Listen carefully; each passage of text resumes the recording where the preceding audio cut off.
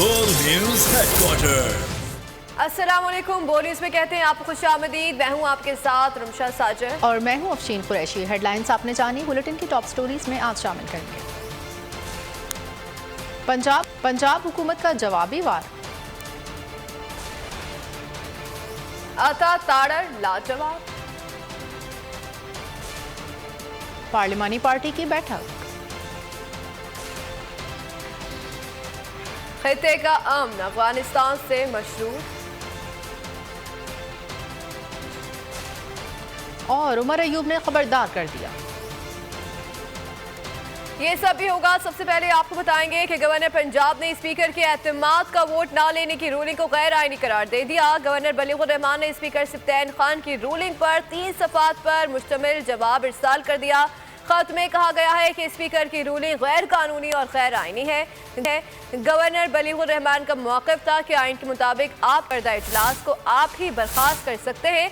इसके तनाजुर में आइन के आर्टिकल 130(7) के तहत इजलास तलब करने के लिए ज़रूरी था कि आप 21 दिसंबर को दोपहर 4 बजे से पहले किसी वक्त इजलास बर्खास्त करते। उसके बाद मैं नया इजलास तलब करता। मंजूर वटो केस और मौजूदा वज़ीर आला के हालात मुख्तलिफ है, इसलिए ऐसा कुछ नहीं है जो मुझे वज़ीर आला का एतमाद का वोट लेने से मना करे। गवर्नर ने मजीद लिखा कि स्पीकर की मदद से वज़ीर आला एक आइनी अमल के तहत अपने फ़राइज़ मुकम्मल अंजाम नहीं दे सके। आपकी रूलिंग का 19 दिसंबर के हुक्मनामे पर कोई असर नहीं।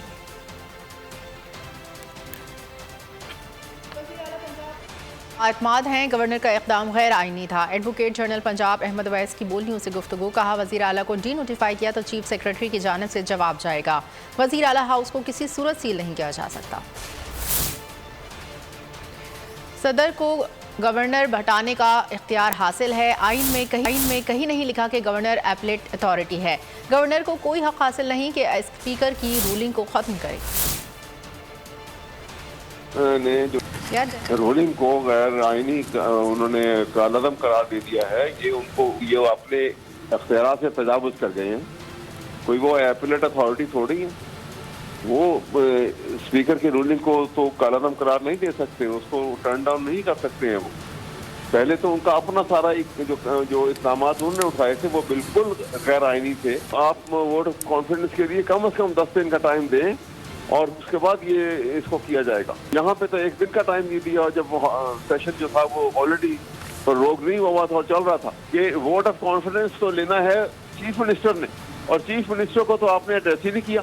नहीं हुआ बिल्कुल भी, इसकी कोई आईनी हैसियत ही नहीं है। उसके बाद अगर ये समझते हैं कि ये गलत है तो जाएं अदालत में जाएं, उसको अदालत फैसला कर देगी। ये समझ लेना चाहिए उनको कि वो बादशाह सलामत हो रही है।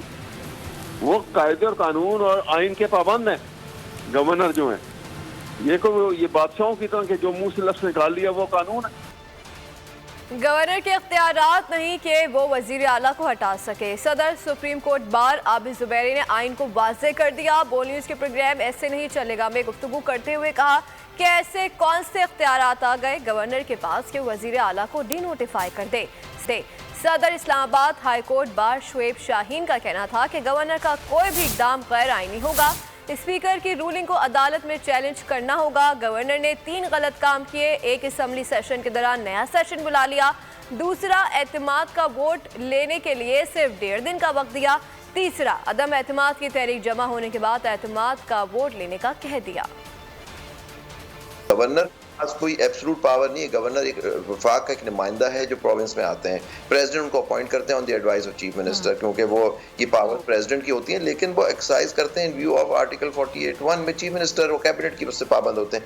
गवर्नर साहब आर्टिकल 109 में अब समन कर सकते हैं सेशन, उसको फरोग भी कर सकते हैं, लेकिन उसका तरीक़ाकार है क्योंकि वहाँ गवर्नर का नाम इस्तेमाल हुआ, नेचुरली वो चीफ मिनिस्टर या उनकी रिक्वेजिशन जो की जाती है तरीक़ाकार उसका मुरतब किया जाता है, तहत तो बुलाया जाता है। अगर आइन और कानून पर पूरी तरह अमल किया जाए तो इन चीज़ों से बचा जा सकता। देखिए, गवर्नर साहब गैर आइनी सिर्फ कहने से गैर आइनी नहीं हो जाएगा। स्पीकर की रूलिंग को अगर किसी कोर्ट ऑफ लॉ में चैलेंज नहीं किया गया तो meaning thereby that has attained finality. जो उन्होंने डायरेक्टिव भेजा था और जो डायरेक्शन जारी की थी वो चीफ मिनिस्टर को नहीं की थी, जबकि वो चीफ मिनिस्टर को करनी चाहिए थी अगर वो करना चाहते आर्टिकल 130 सब आर्टिकल 7 में।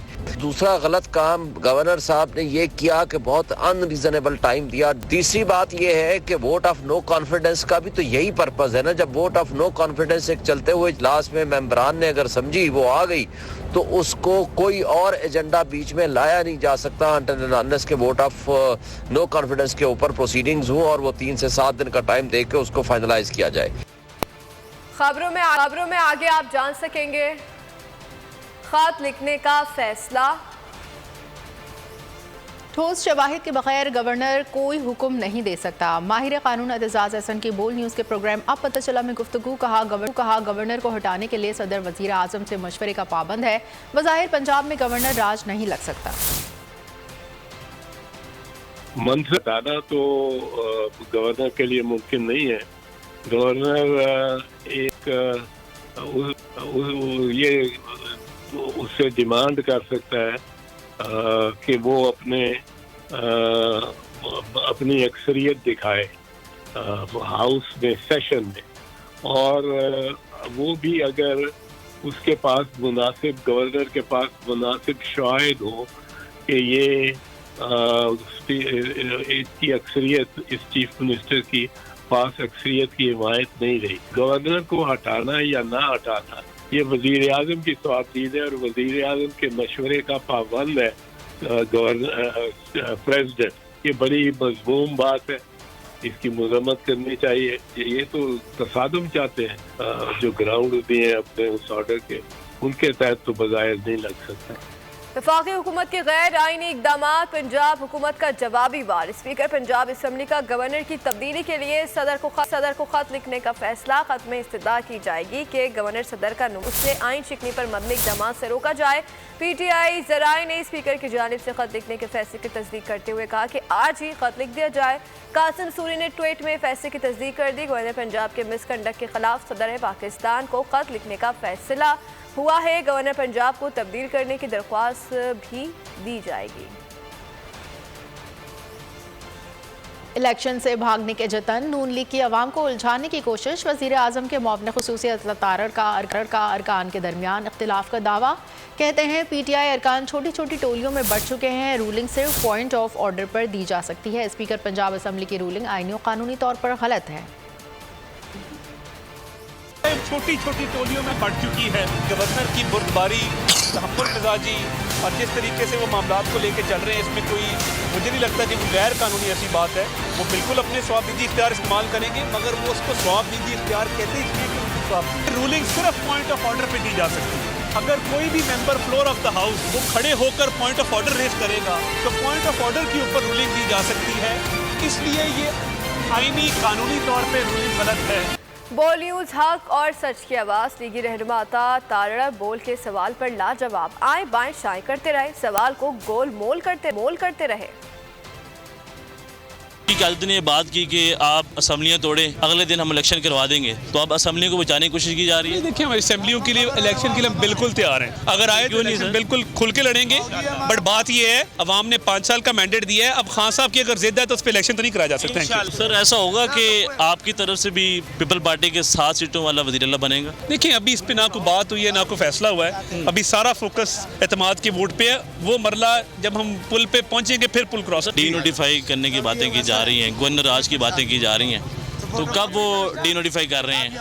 मैंने अभी बताया, बड़ी तफसीली प्रेस टॉक की है। गवर्नर की स्वाबदीदी, जब गवर्नर बेहतर समझेंगे वो कर देंगे, मगर इत्तेमाद के वोट से भागना और सेशन के होते हुए 48 घंटे में वो वोट ना लेना, तो ये इस्तीफा देते हैं। आईनी अमल में मात खाने के बाद PDM की हुकूमत ने ताकत का सहारा लेना शुरू कर दिया।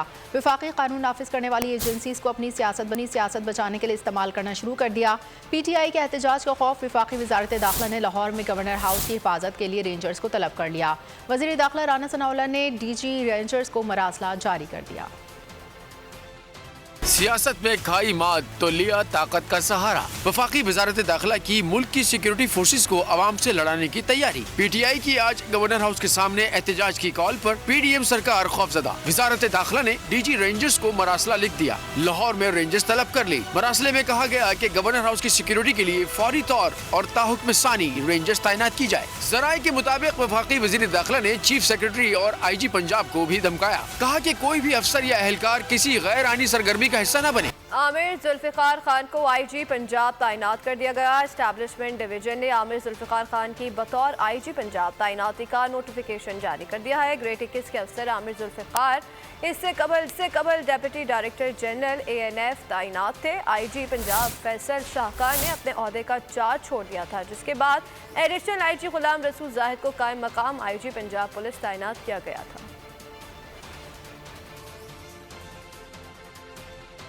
वफाकी हुकूमत पंजाब में अपना इंतजामी असर व रसूख मजबूत बनाने के लिए सरगर्म। पंजाब पर इंतजामी कब्जे के लिए शहबाज हुकूमत की कोशिशों में तेज़ी आ गई। कायम मुकाम चीफ सेक्रेटरी पंजाब अब्दुल्ला सुंबुल को मुस्तकिल चीफ सेक्रेटरी तैनात कर दिया गया। रुखसत पर गए चीफ सेक्रेटरी कामरान अली अफजल को इस्टेब्लिशमेंट डिवीजन करने की हिदायत कर दी गई। कामरान अली अफजल 4 माह की रुखसत पर थे। दूसरी तरफ महकमा पुलिस में भी बड़ी तब्दीली सामने आ गई। IG पंजाब ने भी अपने ओहदे का चार्ज छोड़ दिया। फैसल शाहकार UN में बतौर एडवाइज़र पुलिस ज्वाइन करेंगे। तहरीके अदम एतमाद का रिंग सजाने वाली PDM और पीपल्स पार्टी पहले ही राउंड से बाहर हो गई है। गवर्नर ने गैर आईनी तौर पर स्पीकर को इजलास बुलाने का हुक्म दिया था, जिसे रूलिंग ने उड़ाकर रख दिया। कोई इजलास नहीं हुआ और एतमाद के लिए वोटिंग भी ना हुई। वजीर आला पंजाब अपने दफ्तर में मौजूद रहे। कोई प्रोटोकॉल वापस लेने आया, ना ही किसी में दफ्तर सीज करने की हिम्मत हुई। अब बाजी उल्टी पड़ चुकी है। अवाम से खौफजदा 13 जमात इत्तेहाद असम्बली में भी फंस चुका है। जुम्मे को इजलास होगा। तहरीक अदम एतमाद के लिए 13 जमाती इत्तेहाद में 186 अरकान पूरे करने हैं। PDM और पीपल्स पार्टी के पास सिर्फ 180 अरकान हैं।